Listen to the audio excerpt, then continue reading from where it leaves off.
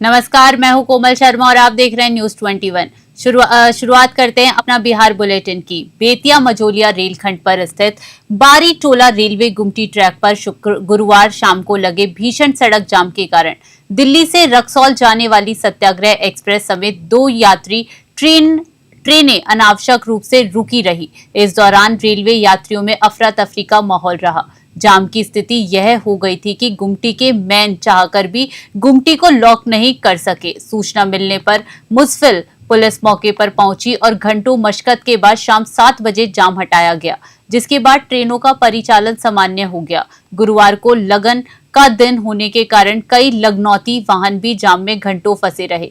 यह ट्रैक विशेष रूप से गुरुवार को अन्य दिनों की अपेक्षा अधिक व्यस्त रहता है। जाम लगने के मुख्य कारणों की बात करें तो बारी टोला में ओवरब्रिज बनने के कारण सड़क संकरा हो गया है। वहीं रेलवे गुमटी से सटे मेहना रोड में एक ट्रक खराब हो गया था। इसी दौरान बाइक वाले यात्रियों ने दोनों तरफ से बेतरतीब ढंग से घुसकर रेलवे गुमटी के बीचों बीच जाम लगा दिया। बेतिया से सतेंद्र श्रीवास्तव की रिपोर्ट।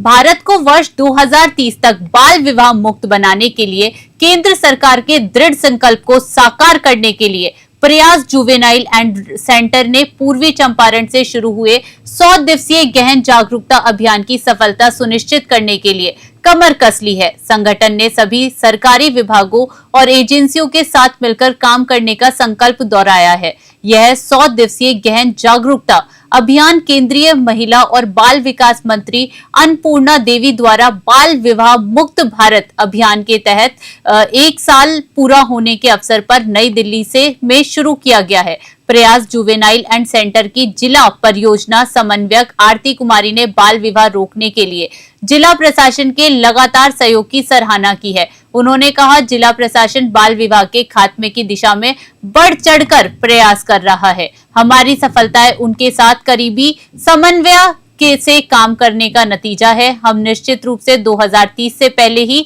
देश को इस अपराध से मुक्त बना देंगे। दुनिया जिसे कभी असंभव मानती थी, वह आज भारत में संभव होता दिखाई दे रहा है। रक्सौल से भूपेंद्र पांडे की रिपोर्ट। चंपारण रेंज के डीआईजी हरकिशोर राय ने गुरुवार को सुगौली थाने का वार्षिक रूटीन निरीक्षण किया। इस दौरान उन्होंने पुलिस अंचल के अंतर्गत आने वाले थानों की कार्य प्रणाली की गहन समीक्षा की और आवश्यक दिशा निर्देश दिए। डीआईजी राय के आगमन पर सार्जेंट सर्वेश कुमार के नेतृत्व में पुलिस जवानों ने उन्हें गार्ड ऑफ ऑनर दिया।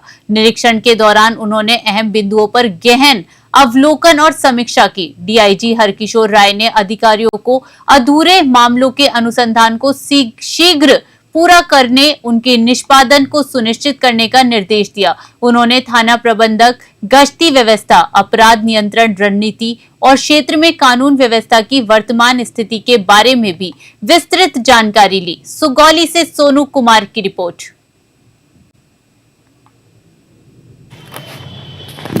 डीआईजी के स्तर से साल में लगभग 1/3 पोस्ट का निरीक्षण किया जाता है। उसी क्रम में आज सर्किल इंस्पेक्टर सुगौली के कार्यालय का निरीक्षण का कार्य किया गया है, जिसमें मुख्य रूप से जो पोस्ट हैं वहाँ पे जो अभिलेख संधारण किए जाते हैं उसका अवलोकन करके उसकी समीक्षा की जाती है कि सही तरीके से उसका संधारण किया जा रहा है कि नहीं किया जा रहा है। उसके अतिरिक्त जो क्षेत्र है उसमें विधि व्यवस्था की क्या स्थिति है, क्राइम कंट्रोल की क्या स्थिति है, कांडों के निष्पादन की क्या स्थिति है, उसकी भी समीक्षा की जाती है।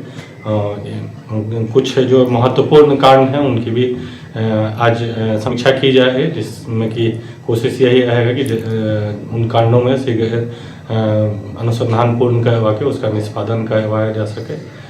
तो मुख्य रूप से प्रयास जो है वो पुलिसिंग बेहतर हो, प्रोफेशनल पुलिसिंग हो, उसी के तहत यह कार्य किया जा रहा है। इंस्पेक्शन का कार्य में मुख्य रूप से अभिलेख जो है उनका आगे अवलोकन करके जो इम्पोर्टेंट निर्देश हैं उनको दिए जाएंगे। अब खबर है भागलपुर से, जहां पुलिस विभाग अब आधुनिक तकनीक की दिशा में एक बड़ा कदम उठाते हुए पेपरलेस सिस्टम की शुरुआत करने जा रहा है। इसी के तहत पुलिस अधिकारियों और कर्मियों को ई ऑफिस प्रणाली का प्रशिक्षण देने के लिए गुरुवार को समीक्षा भवन सभागार में एक विशेष कार्यक्रम आयोजित किया गया। प्रशिक्षण कार्यक्रम में पटना सीआईडी विभाग से आए प्रशिक्षक ने पुलिस अधिकारियों और कर्मियों को ई ऑफिस प्रणाली का विस्तृत ज्ञान दिया। प्रशिक्षण सत्र में cyber DSP Kanishk Shrivastava, city DSP Ajay Chaudhary के साथ ही विभिन्न एसडीपीओ, पुलिस निरीक्षक और अवर निरीक्षकों ने प्रोजेक्टर के माध्यम से ई ऑफिस के उपयोग, फाइल संचालन और दस्तावेज भेजने व प्राप्त करने की प्रक्रिया की विस्तार से जानकारी दी। भागलपुर से राहिल सिद्दीकी की रिपोर्ट।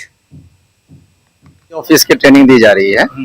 पेपरलेस अभी सारा काम होगा, तो जो भी अभी हम लोग डाक वगैरह आती है और जाती है, तो उसमें हम लोग अब पेपरलेस करेंगे और जो भी चीजें होंगी वो ई ऑफिस होगी, है ना। इलेक्ट्रॉनिकली हम लोग सारा मेल हुआ तो भेजते ही हैं, और जितने भी डाक वगैरह हैं वो हम लोग अब ई ऑफिस के माध्यम से ही भेजा जाएगा। सारे भी जितने भी ऑफिस हैं, जितने भी एसडीपीओ कार्यालय हैं, सभी जगहों पर इस तरीके से ही कार्य किया जाएगा। उसी के ऊपर एक ट्रेनिंग का आयोजन किया गया है।